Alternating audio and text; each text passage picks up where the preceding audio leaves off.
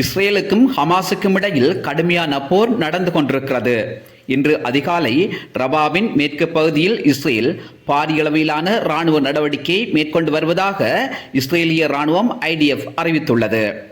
வான்வெளி தாக்குதல் மற்றும் கவசப்படைகளின் துல்லியமான தாக்குதல்களுடன் தரைப்படைகள் முன்னேறி வருவதாகவும், ரபாவில் உள்ள ஹமாஸ் இயக்கத்தின் முக்கிய கட்டளை தள மீது இஸ்ரேல் நடத்திய விமான தாக்குதலில் ஹமாஸ் இயக்கத்தின் முக்கிய தளபதிகள் 3 கொல்லப்பட்டதுடன் 5க்கு மேற்பட்டவர்கள் காயமடைந்துள்ளதாக பெயர் குறிப்பிட விரும்பாத இஸ்ரேல் ராணுவத்தின் மூத்த அதிகாரி ஒருவர் தெரிவித்தார். இது ஒருபுறம் நடந்து கொண்டிருக்க, ஹமாஸ் இயக்கத்தின் ஆதரவு இயக்கமும் ஈரானின் கட்டளையின் கீழ் செயற்பட்டு வரும் ஏமனை தளமாக கொண்டு இயங்கும் ஹவுதியல் இயக்கம் அன்சார் அல்லாஹ் மீண்டும் தனது கைவரிசையை காட்டத் தொடங்கியுள்ளது.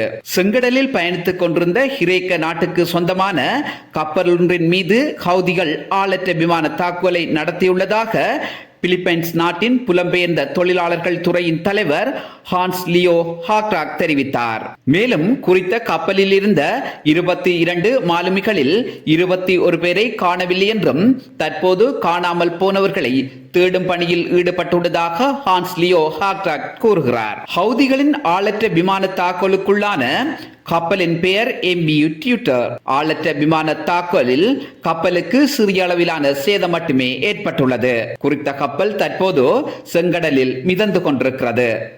காணாமல் போனதாக கூறப்படும் மாலுமிகள் தாக்குதலுக்குள்ளான கப்பலின் என்ஜின் அறைக்குள் இருந்துள்ளதாக சற்று முன்னர் சென்கோம் அறிவித்துள்ளது. கப்பலின் என்ஜின் அறைக்குள் நீர் உட்புகுந்துள்ளதாக கூறப்படுகிறது.